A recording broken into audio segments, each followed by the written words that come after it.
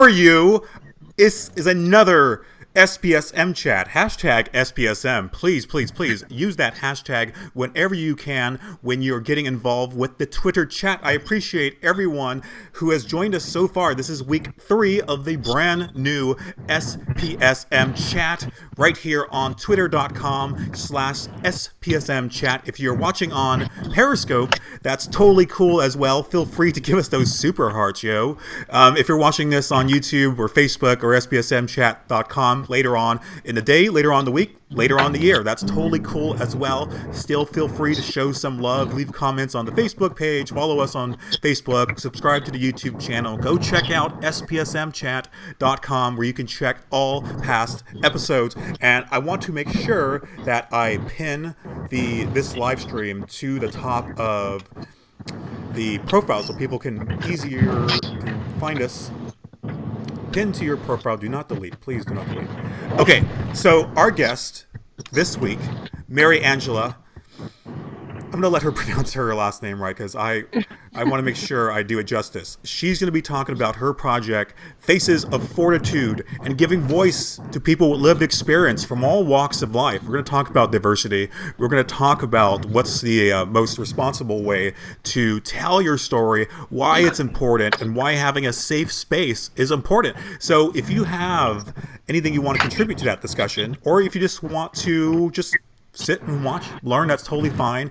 If you're on the Twitter chat, just say hi on the Twitter chat. Use hashtag SPSM. Let us know where you're from. If you're a regular SPSMer or the millionth time, who am I to judge? And before we get to our guests, I want to make sure we give shout-outs to our co-host this week, returning, Danielle Glick, coming all the way from her car. Don't worry, she does not have the phone in her hand. She is driving right now. We are going off-road on SPSM this week. And also we have Hudson Harris, who is, I'm going to bring on his mic right here. Wave to him, Hudson. Hold on. Hello, everybody. Hey, Hudson. How are you? I'm doing well. How are you? I'm doing well. Coming all the way from San Diego, correct? Absolutely. Sunny San Diego. Where are the piggies? We'll talk about that later in the show. Okay, cool. So, I'm stopping driving. Yeah, let's get to Mariangela, who is our guest of honor today. Ooh. Tell the whole world, and let's make sure I get it right. Is it Abeo or? Yeah, perfect. Great. Tell the whole SPSM universe, galaxy, world, who is Mariangela Abeo? Jeez, that's heavy. First of all, you can call me M, the letter M. It's a lot easier. It's what most people call me that are my friends and family because, man, people just chop that name up my whole life. So people call me M. I'm a photographer. Now I'm a speaker. I'm a writer. I'm a producer by trade, and I'm the creator of Faces of Fortitude, which is a movement in photos, and it's in progress still. So yeah, and I guess I'm an advocate. I am. It's hard, a little bit of imposter syndrome still, calling myself some of these things, realizing I have fans and stuff. It's still kind of weird. Well, tell them what Faces of Fortitude is. Faces of Fortitude started as a project to kind of heal myself. I had seen a woman doing a photo project that was a veteran of the Army, and she was doing portraits of wounded war vets, and she was talking about taking a trauma and turning it into something that can help yourself and help other people. So I thought, oh, I should do this. And then I thought, no, I'm not a photographer. I should not do this. And then I just put my self-portrait up one day and shared my story, and it exploded. And people started coming out of the woodwork asking me to take their portraits and share their words. And I was totally gobsmacked at the fact that they wanted me to do that. So I took a few online classes and just started taking pictures with an old camera I still use to this day. Shout out to Nikon. And so, yeah. And now it's it'll be 2 years in October, and 150 plus faces and stories, 2 exhibits, 1 guest exhibit, and 2 of my own, and working on a book, and it's all kind of crazy town. Awesome. Now we have 4 questions for this Twitter chat for those watching at home to participate. So before we get into those four questions, the first one should post on Twitter at 6:10 p.m. Pacific time, 9 p.m. Eastern time. Hello, SPSM Chat. But I want to make sure that I give an opportunity to Danielle and Hudson to ask you any question that they want before we get into the nitty-gritty. So take it away, Hudson. So what I would like to start with, most of the photographers I work with will take 500 or 600 photos and then pick one. I'm guessing that's relatively the same for you. So I'm wondering, we talked a little bit before the show started about how you make eye contact, you use remotes, you're not behind the camera. So what I'm wondering is, what do you look for? What's the feeling? Like, what's that magic sauce that makes you say, okay, this is the photo that is the face of fortitude for this human? What does that feel like or look like? First of all, I don't take near 400 or 500. I think maximum is probably 100 per person. And I probably come out with about 5 to 10 finals for them. I believe we're all faces that are touched by this in some way, but I don't believe that there's just one face. What I'm trying to create in this project is to show you that no matter how hard somebody's trauma is or how they're touched by suicide, because unlike Live Through This and other projects that are similar to mine is a lot broader.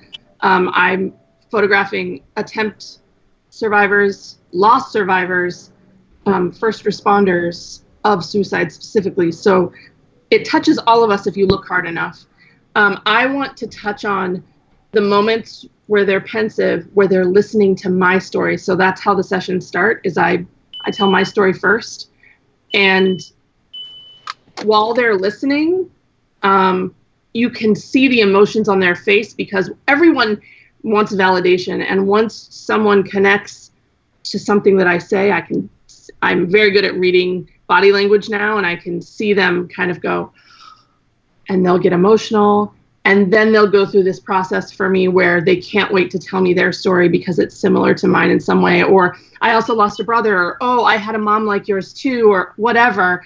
We all are connected in some way. And that's why I've made these friends in this industry that I can tell you I would never be friends with them in real life, ever. We have nothing in common except for suicide. And that is a bond that will never be broken because of that. So I look for the sadness, but it's not all about tears for me. Some people are gutted. Some people are empty.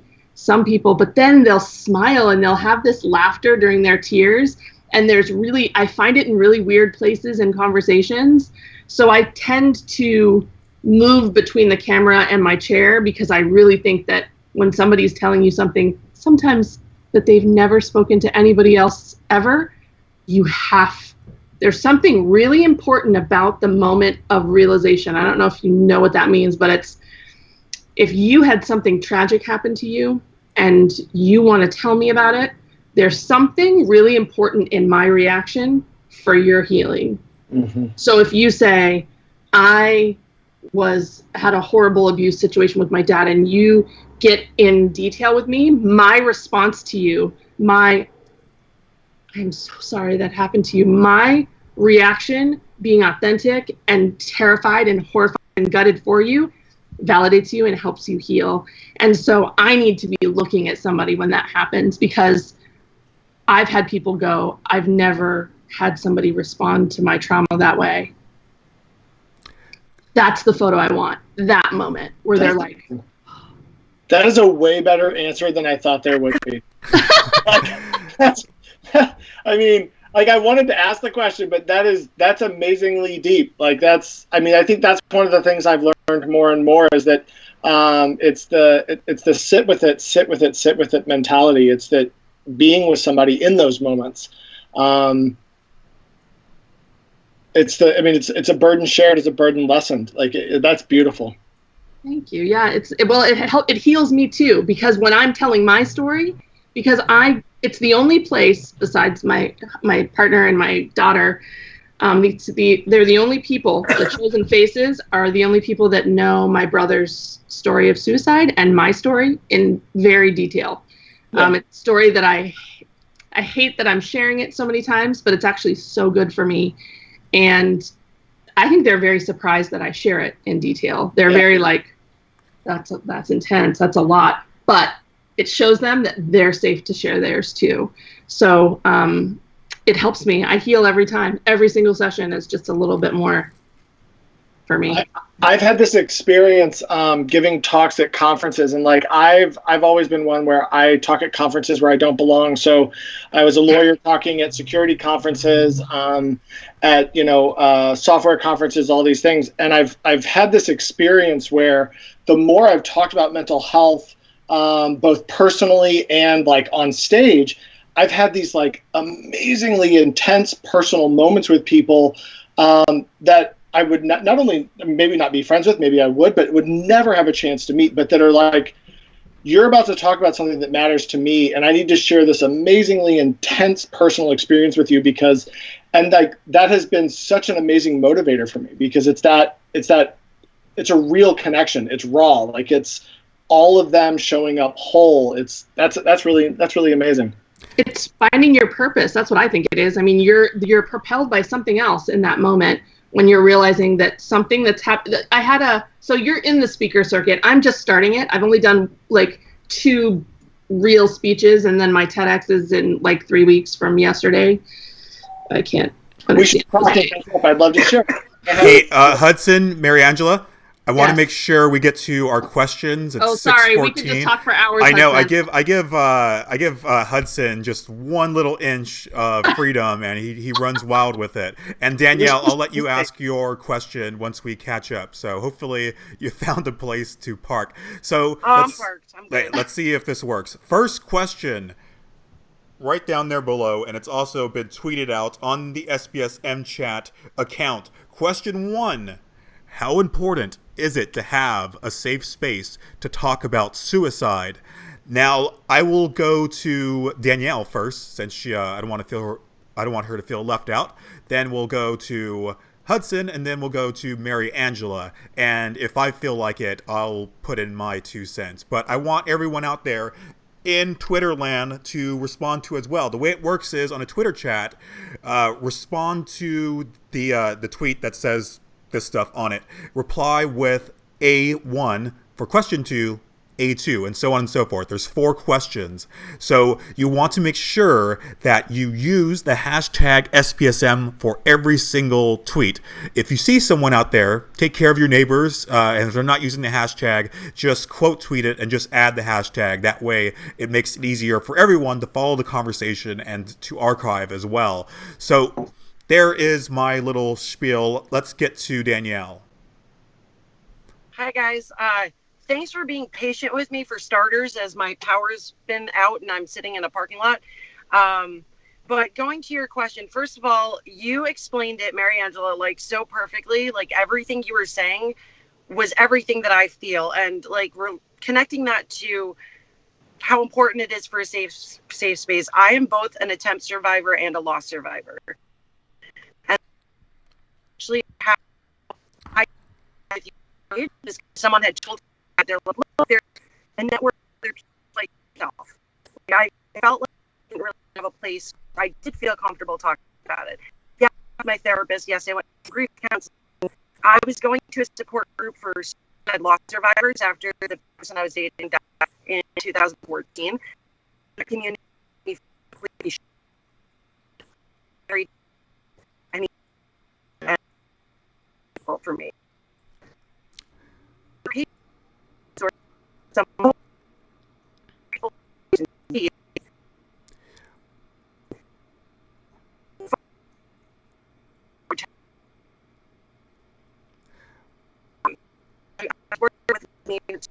I was going into schools and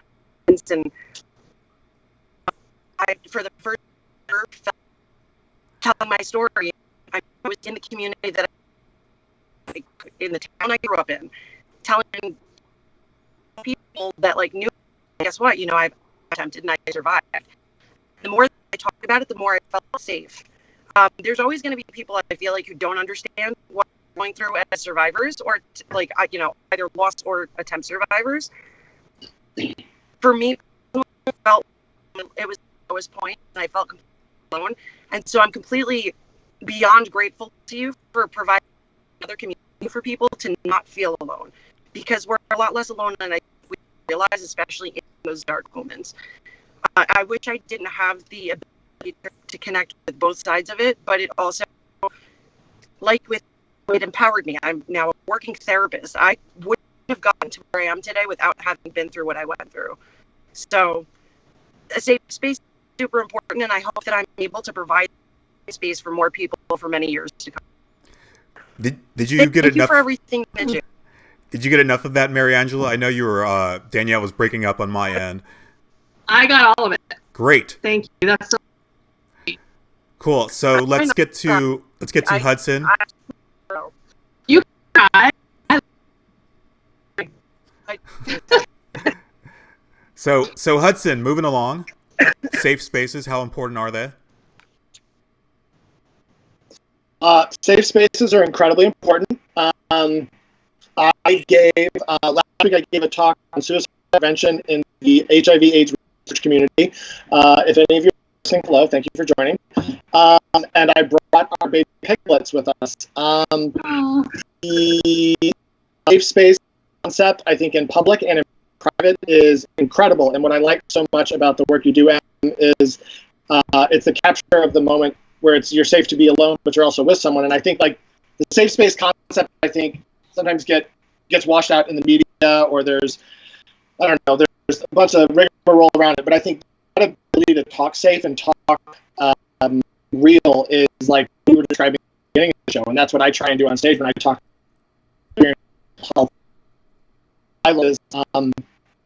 That's like the memes, and I have one. I'll tweet it out momentarily. Is I learned. Send me all the memes. Oh my god! You have more no memes. idea how many memes I have. More memes. I've learned more about who I am by sharing my own personal struggle with those around me than I ever would have if I on face front or bullshit. I'd rather have texture and depth than seem okay. Safe space, good. Let's move on to question 2.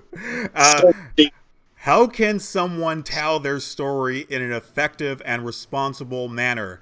Now, again, if you're on the Twitter chat, respond to this tweet and start it off with A2 to correspond with question 2, so that makes it clear of what you're responding to. I mean, if you're not able, I know Twitter is like super complicated, so it's totally fine if you don't respond to this tweet directly. Just make sure to add A2, use the hashtag, and that will make it easier for everyone to find everything and to feel like they're part of the conversation. So please, follow along at home, tweet out your response. Feel free to respond multiple times. Feel free to comment on others' tweets as well, respectively, of course. How can someone tell their story in an effective and responsible manner? Let's go to Mariangela.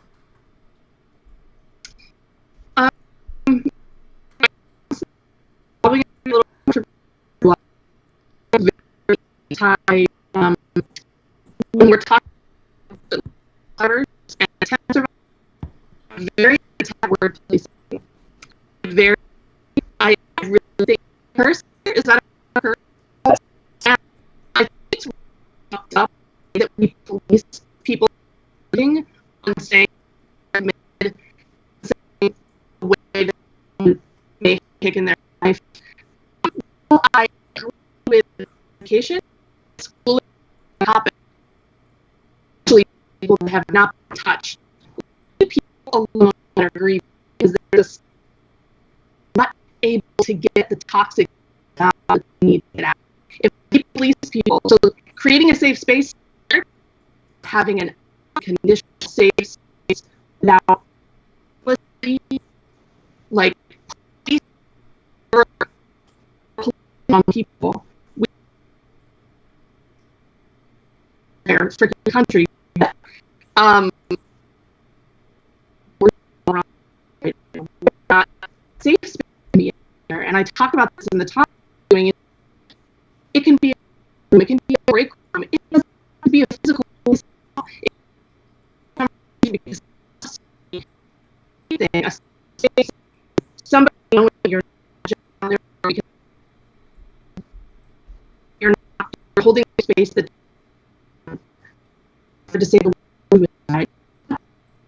is you need to drop your fears.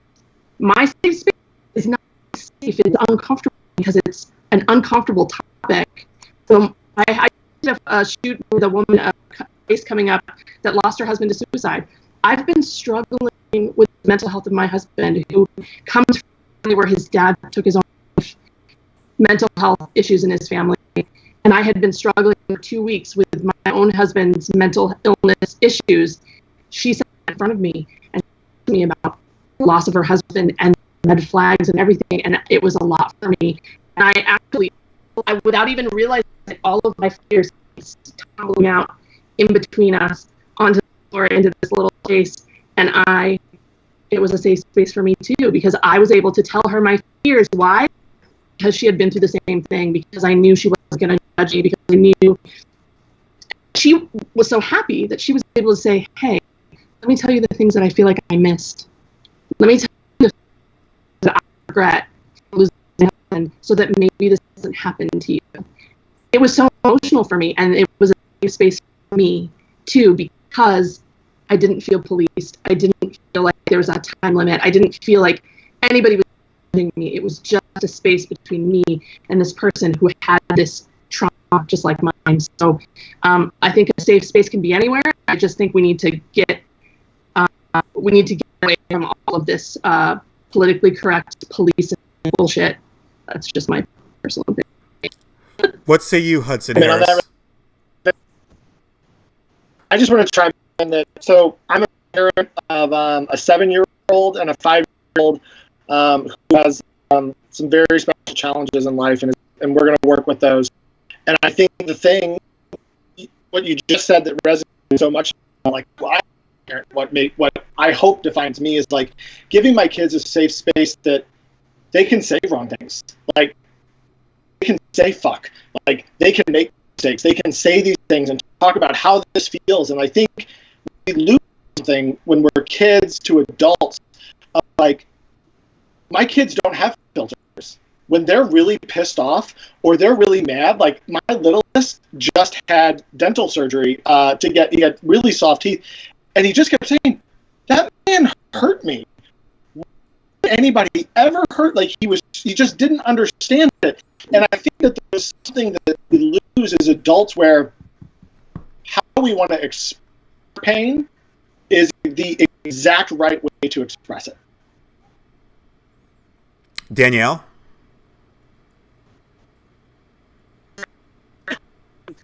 No, what you said, that I've experienced with my own, and with losing it, was that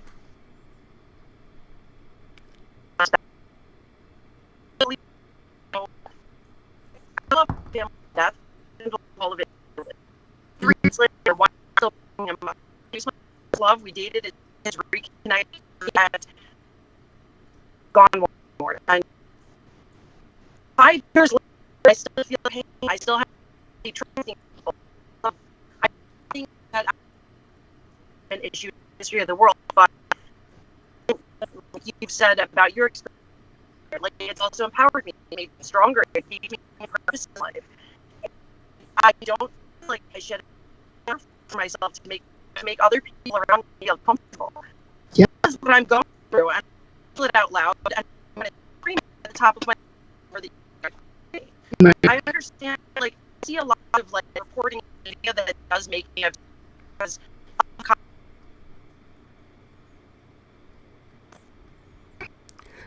though there I totally understand. It's just like the way that people speak about what we've been through that's very real and painful for us is just let us feel what we're feeling, because we are supporting other people who are feeling exactly like, and we need each other. We need each other to stay alive. So you guys are all, and you don't ever through your kids. Just listen to them. I can tell you're an awesome dad. See what's big. Did you get that? Do we need a piglet? Yeah, hold on. Did you get that, Mariangela? yes I can hear all of it. It's Okay. great. Yeah, because on my end, I The only one we can't hear.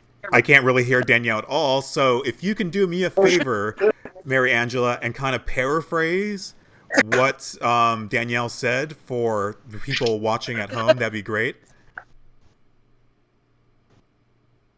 I was just saying that she is not felt heard or really understood because people that haven't been through it are not understanding and not giving her the time and not giving it the space, and then they want to filter it because they think that what we're going to say or what we're saying is triggering. And I think that, don't even get me started on the word triggering. Trigger means there is something that you have not been healed from, like, period. And so for me right now, I can't tell you how many family, friends, fans will message me and go, I love your project, but sometimes I just can't look at it. It's just too hard. Do you know what my response is every time? I don't care who you are. You could be my aunt. You could be a fan that's been from day one. My response is, imagine how that feels living it. What you can absolutely give them 5 fucking minutes of your time and read their post, because can you imagine the pain of living what they went through? And that's the only way that we can desensitize, is by continuing to put this stuff in people's faces. We have to keep the conversation going and make people uncomfortable, because the more uncomfortable that people are, the more it becomes normal to talk about. And the more we know how to support each other. Right. Oh my God, can I talk? Yes. Yes, Hudson, you may talk. Oh my God, the uncomfort is growth. And like, this is something like I'm not going to get super emotional, but I'm still pretty upset. I just lost my 13-year-old nephew to Ewing sarcoma about a week and a half ago. Ugh. And it's just been a journey of so much. And like, the kid was so enlightened, and just, he talked to me once we knew that things were where they were. He talked to me about how much he was worried about somebody in his life committing suicide after he died. Like, he wanted to know how to talk to them now. Sweet little bear. And I look at it now and I think about, like, that's how we should be. We should be talking about it openly. And I think, you know, since I've started the journey I'm on now of really, my sister calls it showing up whole. So we're always both. We're the worst and we're the best of ourselves. And as I've worked where I am now to show up whole more, the number of platitudes and, hey, are you okay? Like, you're talking a lot about this stuff, like, and blah, blah, blah, blah, blah. And like, and I'll give credit. The people that have said that, and I've been like, no, hey, like, what I'm doing is this. And they're like, okay. And then they're on board, full pass. But like, should you be doing this? Abso-fucking-lutely. Right. Yep. Okay, so before we get into our third question, I want to make sure, let's see if we have any tweets going on. Thank you, Valerie, for playing along with us. Marie M. Zaidi, co-host of SPSM Chat, which you're watching right now, says in response to how can someone tell their story in an effective and responsible manner, Marie says, trigger warnings are crucial for the person sharing the story. It's also important to ensure that their audience is prepared to hear something so very personal. We cannot blame those who might not ready to talk about this serious topic. We should meet them halfway. And let me get to some more tweets before anyone wants to respond. Hudson Harris, you may know him. He says a safe place is where you drop fears. It's a place to talk about an uncomfortable topic. Valerie says, knowing your audience is very important. Joelle Marie, who is also a co-host, who will be back on, I believe, next Sunday when our guest is Mark Hennick.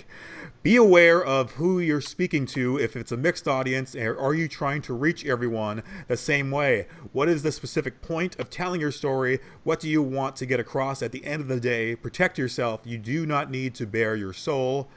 Valerie says, I think balance is important. Talk about factors which led to person attempt while balancing it with their journey to hope and recovery.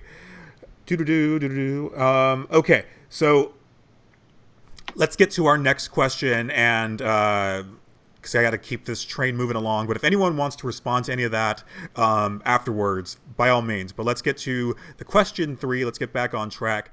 How important is diversity and inclusion in whatever this says? Because how important is diversity and inclusion in sharing our stories? Let's go with Hudson.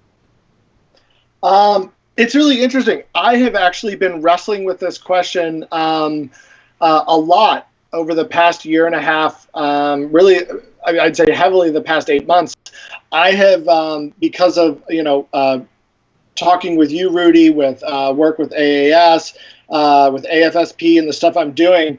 I'm finding that I'm being put into position to give other people voices, and I've really been working hard to do that right, because it's been this weird experience of people being like, hey, you're a red Lego, and can you put on talks about blue Legos? And it's something where I am not the prototypical. I am not I'm not the people who need more voice than I do. So what I say to that is that as I'm going through this, I'm trying to share it is, if we have a voice, our job, a part of that job, is to give a voice to those who don't have it, or who are afraid to stand up.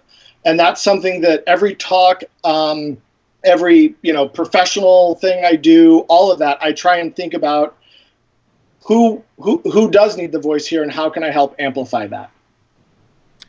Let's take it to Mariangela. Yeah, I honestly think diversity is huge, but I also think, just like Hudson said, it has to be done properly. I recently had, I wouldn't call it a troll, I would call it a questionable fan who, when I posted the face of someone, I don't like the term African American, I like just using black, a black follower who is a face of suicide survivor, attempt survival, and part of the foster system. They followed them, a fan followed them, and then messaged them and said, how do you feel about this white woman profiting off your trauma?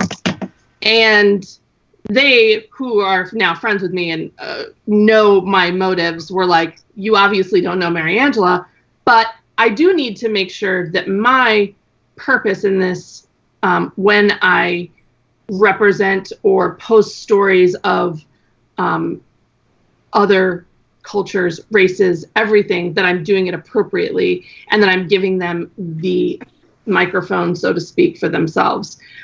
First of all, I don't profit off any of this, so that was irrelevant for them to ask. But fact is, there are in both the Native community and the Black community are the problem. They're having huge problems in finding their voice and talking about mental illness and suicide. So the amount of people that I get that apply and that come to me and want to be faces and then pull out because they're scared of what their community or families are going to say, in the Black community, in the Native American community, and a little bit of the Hispanic community, are huge numbers, because they're scared. So I have to find a really gentle way to help them and make them feel safe to share. And so huge props to the minority faces that I have now, because they've really helped be a beacon for other people that come to me. But also the queer community is huge. The trans community is huge. So scared, but so many of them come to me wanting to share, or just say, I don't think I'm ready to share, but I just wanted to tell you this is my experience. So we need to create a space that's safe for when they're ready, and create, hopefully, beacons of hope in these projects that represent them in some way, so that when they are ready, they can come. But so many opportunities I see fall at the wayside because of their own cultural stigmas and things that they're dealing with themselves. You know, that's something I deal with in my line of work too, is that if you look at the statistics, you'll see that there's a lot of minorities that drop out of therapy after like a session or two. And I think that that's a big component because of the cultural way that they look at mental illness and the way they look at treatment. there's not enough emphasis. And I think that everybody could benefit from multicultural competency, not just us clinicians, because we are losing the minorities at just as high of a rate as everybody else. You know what I mean? Like, one thing that I'm very sensitive about is like the amount of veteran suicides every day, like, just makes my heart hurt. Right. But we look at like groups of people like, oh, it's the whites, oh, it's the blacks, oh, it's the veterans. It's like, you know what? We're all people. We're all dealing with the same thing. It doesn't matter where we come from. We just have to like kind of accept each other and be here for each other. And like you said, just keep creating a safe place for people, especially with therapy, because suicide can be prevented. If you think about it, there's so many people who cry out for help and they don't get, just like how I felt invalidated growing up when I had my attempts. How many more people are out there that are being invalidated that follow through? Right. I'm lucky I survived. I'm glad I'm here. I get to talk to your beautiful faces. Mm. So, well, I agree with everything that both of you said. Well, Danielle, since we have a couple minutes to spare before our next question, I'll give you the opportunity to ask Mariangela freaking out. any question you want. Well, one of the things that I always wondered is how I know that you get thousands of people messaging you like all the time. Like, I know that when I first reached out to you, I was like, hey, want to take my picture? But how do you actually go through like the selection process, and how do you choose each city, like how many people you're going to photograph? Yeah, my vetting process has become way more intricate. In the beginning, it wasn't, and I didn't have boundaries and I didn't have vetting, and I'm really lucky that it didn't explode in the beginning because I wasn't as careful as I should have been. But after about a month, it got a little intense to the point where, thank God, my therapist was like, okay, we need to set some things here for your own self-care. And so, and so she's making her money now, that one. And God bless her. Right. And it's funny because about a month in, I almost quit about a month in because I got a pretty sensitive email from someone that wanted to share some really intense stuff with me and via video. And I was like, well, why would you want what? And I was like, I'm going to quit. I just texted my therapist. I was like, I'm going to quit. I don't know how to respond to her. I don't think I can do this. And she said, you're not quitting. We'll talk about it next week. And, people, suicide is a hot coal. And it burns you if you hold it for too long, these stories. People want to share it with you because you're creating this space. So you have to be able to put a boundary there and let them share it and not resist the urge to let it burn you. So right now, my vetting process has a lot to do with my transition and how I'm trying to grow this, because I'm not sustainable right now. I'm trying to get on the speaking circuit and be part of conferences and get paid to do speaking events, which is hopefully all going to be leveraged with my TEDx talk in a few weeks. But it depends on where I'm going. So right now, unless you're in Seattle or LA, which are two places that I have firm spots that I can use, and it's cheap and easy for me to go back and forth to LA. My other cities all go around my travel. So like I went to Florida because I was a guest in an exhibit. So I knew I was going to Florida. My travel was paid to Florida already. So then I started reaching out to photo studios and places to find a spot to use for free. And then I will go. So all of these people are already vetted and approved. I have lists of 10 to 25 people in 49 cities across the US that are just waiting for me to come to their city, but I'm not funded. So I have to make it happen kind of this way by piecing it together. So in Florida, it was by who was approved, and then also it goes by who contacted me first, and curation. I'm not going to do, and also my own self-care. I'm not going to sit and do 5 sessions in a day that are all people that have attempted. That's a lot for me. I'm usually going to, and when I was in Florida, I actually didn't do a good job of doing this for myself because it was a rush. That city was a little bit of a rush for me. So the first 3 people were all people that had lost their brothers to suicide, just like me. And I didn't plan it right, but that's kind of my fault too. When you email me, I'll skim your application. I'll say, okay, lost this. Yes, they have therapy, because I make sure if they're not in therapy, at least you have something to fall back on because I'm not a therapist. So I need to make sure you can pull yourself out of the sadness that I bring you to in your sessions afterwards, because I dig deep. And so, yes, you have therapy. Yes. Okay. They're about 6 years out, blah, blah, blah. And then I shut it down, and I don't remember that person's story on purpose, because when you sit in front of my camera, it has to be authentic. It has to be real. I want to hear your story for the first time. So I didn't remember that those first 3 people had that. And then all of a sudden, I usually do a little before the camera, before I start. It's like, so yours is lost, correct? And, oh, you lost a brother. And I was like, oh, God. And I was just a piece of like tenderized meat at the end of that day, because it was like 3 losses in a row, all under 2 years ago, like very, very fresh. So it's hard. So I try to curate for my own self-care, for the project too, because I'm doing a book, and I want to make sure that everything we give everyone during the week a chance to feel seen.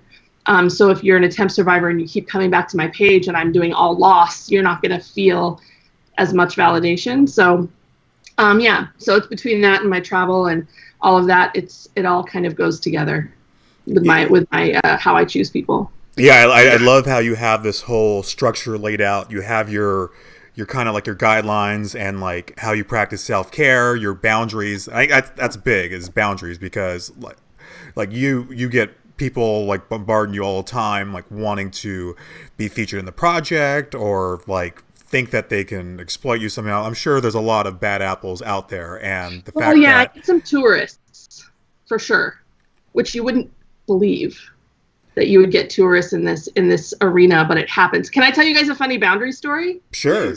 It's funny because, so I don't know if you've been following the project. I did my first kind of influencer, which was Zach Williams, Robin Williams' son. And we were on the same podcast a few weeks apart, and the podcaster was like, guess who I interviewed? And I was like, please introduce me. And it was a few weeks, and he just sent me his email, and he said he'd love to hear more about your project, is all he said. And I kind of sat on it, and I was like, oh, crap, now what do? I have to email Robin Williams' son and explain to him this project. How do I do that? So I sat on it, and I finally emailed him after like 4 glasses of wine, by the way. So I was like, beep, boop, boop, like, you're my favorite, and it was just horrible. And after I pressed send, and I looked the next morning, and I was like, oh God, what did you do? But he responded right away with, I'd love to be part of your project. I think it's great. And I knew there was going to be press around it. I didn't plan any of it. I actually didn't know, like the night before Entertainment Weekly got hold of it, and I was like, shit.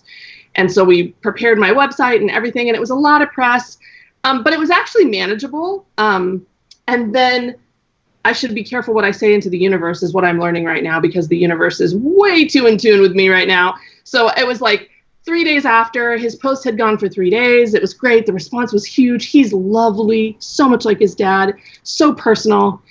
And then I sat in a coffee shop, and I was like, that was actually so manageable. I could do this. I could have actually handled more. But I'm really glad that it was where it was. Literally 20 minutes later, I get an email from Headline News and CNN, and I was like, oh God. And they were like, we're running this in 6 hours, whether you want us to or not. And I was like, oh God. And then I didn't have time to prepare, and then everything exploded on the internet. Like my messages, my emails, and my applications, which were very manual up until then. Like, this is copy and paste email girl here. And I had to turn it into a Google form very quick, because all of a sudden I had like 180 emails in my inbox, and I was like, oh, and my Instagram exploded. I got like 5,000 followers in 2 days. It was bananas. And I couldn't stop reading the stories of sadness, because I had people coming to me saying, I lost my 8-year-old to suicide. And I was like, I can't, like, what? And so I sat up for 48 hours. I did not sleep. I was reading story after story and giving personal responses to all these people, because they were like, so tragically, I can't believe I found a space finally, is what they were saying to me, every single one. And my husband was like, you need a break. And I was like, no, there's like 3 more. Like, I'm almost done. One of my dear friends that lives in Brazil was like, I'm actually mad at you at this point. You need to put your phone down. You need to put your computer away. Like, this is affecting you. And at one point, I sat at the window in front of my laptop, right here, and I could not stop sobbing. I couldn't stop crying. I was like, I just have to answer one more. Like, these people didn't have anything until this second. I owe them all. And so my husband knows I'm this Capricorn earthy girl, and he knows how to get me away from something. So he goes, don't you have that cactus that needs to be replanted? And I was like, yes, but, and he was like, just go get your hands in some dirt and then come back in like 3 emails and you can do your emails. And I was like, okay, I have like 10 minutes. So I got my plants on my counter. I had dirt in my hands. It was really great to kind of feel connected again, and I could breathe. But this cactus, I didn't think it had quills on it, but it did. But I didn't think it did. So, of course, I use bare hands, and I'm doing this whole thing. And I'm cleaning up the dirt, getting ready. I was like, I got to get to these emails. And all of a sudden, my hands are on fire. They're on fire. And I was like, oh, my God, there were quills. And I look, and they're just like hairs, and they're all over my hands. I had to put, like, Elmer's glue on my hands and, like, dry it and peel it off to get them all off. And literally, as an earth sign, the earth was looking at me going, you need a break. So I'm going to make it so you can't touch your phone or your computer for a full 2 days. I was picking things out for 2 days. And Ryan, my husband, was like, each quill is a story that just pierced you and you let hurt you because you did not have boundaries. You could not put a boundary up. And the earth was like, I'm going to show you how much this hurt you and force you to take a break. So literally it was my cactus like hitting me over the head saying that's enough. And that's when I realized I had to put very serious boundaries in place, because the Zach Williams stuff kind of threw the whole project into a different spiral. And it was a very important learning lesson for me. Yeah, no, I mean, we've been trying to get Zach Williams, especially Danielle, on this show. So hopefully we can do that in the future. And I want to make sure, because we got about 11 minutes left, to get to question 4. And that, yeah, so, yeah, we're going to try to crunch this in. So we're going to go through Hudson, Danielle, and Mariangela. Just give your responses to this, and then we'll go into final words directly after, and we'll get everyone out of here by 7 p.m. Pacific, 10 p.m. Eastern Time. So let's go with Danielle. The question is, question 4, other than photography, what are some ways to get our stories out? And if you're still following along on the Twitter chat, you know the deal. Use the hashtag SPSM and reply with A4, and we'll make sure to give you a shout out, give you a retweet, and make sure you're part of the discussion. Danielle. Rudy. Some of the ways that I've dealt with getting my story out, when Eric first passed away, I'm like you, and I like photography, but I used writing. I wrote an article, and then I wrote another article, and then I wrote another article, and then I stopped having things to say, and that's when I kind of transitioned into. I remember my first NAMI speaking event, and I felt like I was going to throw up all over the place, but then I realized that I did better with actually speaking my words to people's faces than writing them. So to me, I think it's kind of doing a little bit of everything until you find what your comfort is, because not everything's going to feel right. Not everything everybody else does and encourages you to do to heal or to get your story out there is going to be right for you. For me, writing helped. For me, talking helped more. And you know, Rudy, because, you know, this is my brave, talking saves lives. And I was dealing with crippling depression after the suicide, to the point where I attempted again. And it really was Jen Marshall who taught me, just start talking. Just start talking. Now I will not shut up. I don't think I'm ever going to shut up. So I don't think that there's any one thing that a person can do. It's just try a little bit of everything until you find your catharsis and just run with it. That's my answer. I'm sticking to it. Hudson. Yeah. So 2 things. So, I mean, I think about, I got this question last week in a talk I gave where people asked, what do I do to make me feel better? What do I do to self-care? And I think some of self-care is also kind of a boundaries thing.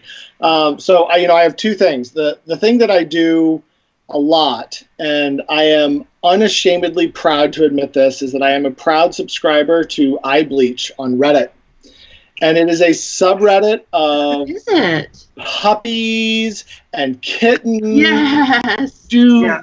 funny, cute things and all this stuff. And then I've been so glad since I've got a piglet that now I'm like, here's my piglet with its little derp tongue and it's running around. Yes. The word derp is my favorite thing. Yes. It's like at the end of the day, the hardest days I've had, I've laid in bed with my wife, Melanie, and I've been like, oh my God, look at this puppy. That's one. And then the other thing is music. I think I've really, music has gotten me through so much. One of my favorite musicians, Ryan Montbleu, he's on the East Coast, singer-songwriter. There's something about his music that speaks to me.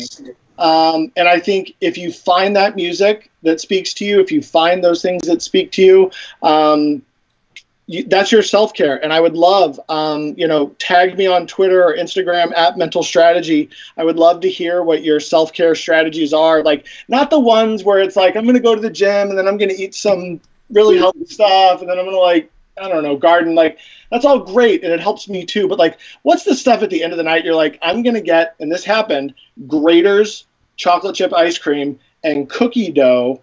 And then I'm going to put the cookie dough in the ice cream. Yes. Because Wait, I got one for you. Rudy knows my thing. I listen to Slayer. I'm a diehard metal fan. If I'm feeling any type of way, the easiest way for me to get out of like a little funk is take a long drive and blast the shit out of metal music. And that's it. So that's my self-care. Is just Slayer therapy. I do it with some of my clients, trying to turn the world into little metalheads, one kid at a time. I don't know. Sorry. Can you put a playlist up on Spotify or something for those of us who appreciate the music, but also have trouble discerning between yelling and then the music that makes me feel good? Because sometimes they both do the same thing, but I want to have some guidance. We need a connoisseur.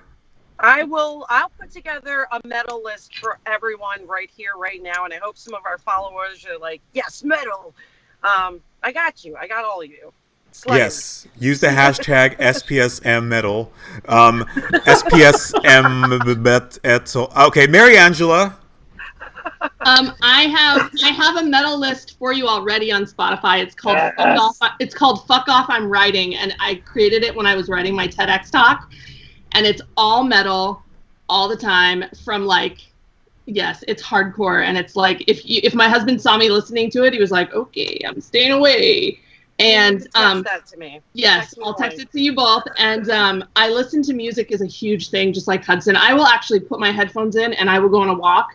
And my brother once told me, the brother that I lost to suicide said, he saw me walking one day in Capitol Hill here in Seattle, and I had my headphones in, and I was in a zone. Whenever I listen to music and I'm walking in the city, I was in a zone. And he texted me that day, and I'll never forget it. He said, it looked like the wind was carrying you down the street. He said, you were so powerful, and you were in your zone, and I could tell you were absolutely processing everything you were going through that day.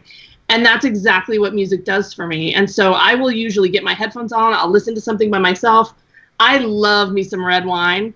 But I also, I'm 44, so after 3 glasses, I'll give you all my passwords and shit. So I usually will just have 2 glasses of red wine and some dark chocolate or some really good ice cream. I'm also a 100% Italian, so usually it has to do with pasta. But now that I'm writing, I'm doing that only on the weekends because it makes me sleepy. But yeah, there's something to be said about having that kind of self-care that really is it feels a little bit indulgent, but it means you're taking care of yourself.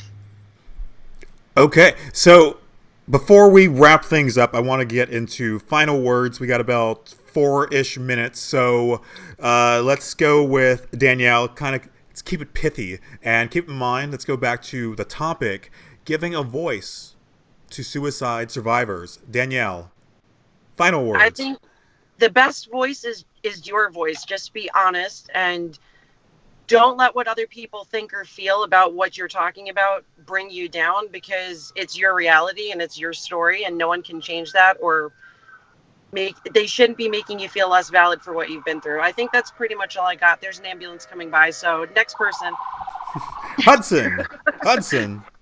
Yes, I feel that the giving a voice to those who need to hear it is one of my most core tenets of what I do. One of the things that people have been tweeting about relentlessly is to see the piglets.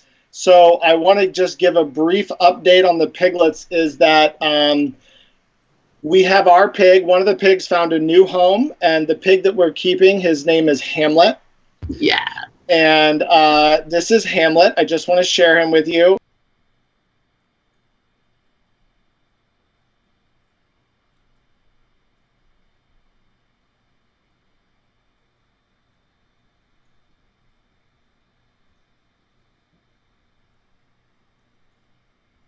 Cutest thing ever, and M, no big deal. If you want to take a picture of Fortitude, I would love to have one of your guests. Yeah. Consider it done. But I will just say this. I want to go back to the Idlers thing. Find the thing that brings you joy. For me, it's giving other people a voice. It's talking at conferences. It's connecting to people. It's piglets. And as much as I fought them, oh my God, they bring just an unbelievable amount of joy. So go out there and find your joy. Give a voice to those around you. Mariangela, final words. Yeah, I think I want everyone, my challenge to everybody is to be uncomfortable for a few minutes every day. And to give suicide a voice, you really need to sit in a situation with someone for longer than your comfort zone or society tells you is okay. Because that's the only way we're going to change, is if we can take a moment with someone, and the moment we feel triggered, or the moment, and I would love to have some time to talk later about Marie's comment about being triggered and meeting people halfway. I have to really gently disagree. But I think we are too susceptible right now to making other people comfortable, and to stopping ourselves and sugarcoating things because we want to be comfortable ourselves, and that's why we have a stigma. So instead, sit with somebody, be uncomfortable. I guarantee you're going to be a little stronger for it on the other side. I can agree with that as a therapist. I'm just throwing that out there. Yeah. Thank you all. I really appreciate that. Final words. I would say, as far as getting your voice out there and finding a safe space, refuse to be denied. I say that all the time, and I can't tell you how many times I've had no one answer my phone calls, my messages, like get told one thing that ended up going nowhere, being told I was going to get paid to speak, and never anything happened with it. Like, I've had times where I've just walked into classrooms and just asked to share my story, and that's what it took for me. And I really can't stress enough is that if you have a story worth sharing, which pretty much everyone does, but if you really, really believe that it's worth sharing out in the world, then do not let anything stop you. People will try to deny you all the time. People will reject you. People will be jealous. People will sabotage, all that stuff. As sad as it is in suicide prevention, mental health world, it does happen. Keep fighting. Get your voice out there. It can be taking pictures. It can be raising pigs. It can be macrame, sumo wrestling, synchronized swimming. Get out there. Share your story. Share, damn you. Share. That's going to do it for SPSM Chat this week. Next Sunday, April, I believe, 25th, is our guest, Mark Hennick, Canadian mental health strategist. You're not the only one, Hudson Harris. And we're going to be talking... Yeah, sorry. We're going to be talking about... a battle royale. Hey, if you want to come on next week, then that's I will extend that challenge to you. So... that's going to do it. And we're going to be talking about the right to suicide, which is a very, very controversial subject. So you will not want to miss that. I appreciate Mark for coming into the Lion's Den. Check that out next Sunday, 6 p.m. Pacific time, 9 p.m. Eastern time. And that's going to do it. Also, if you came in late, that's totally fine. You can it'll be pinned onto the Twitter page. I'm also going to immediately get off here and upload to the Facebook and YouTube channel and SPSMchat.com, where there'll be more of a blog as well, so you can kind of get more context. So let's see if we can do our little Brady Bunch outro. Let me unlock this. here you go. Here's Mariangela. Here is Hudson. And here is Danielle. Say goodbye, everyone. Bye, everyone. And keep your piggies safe.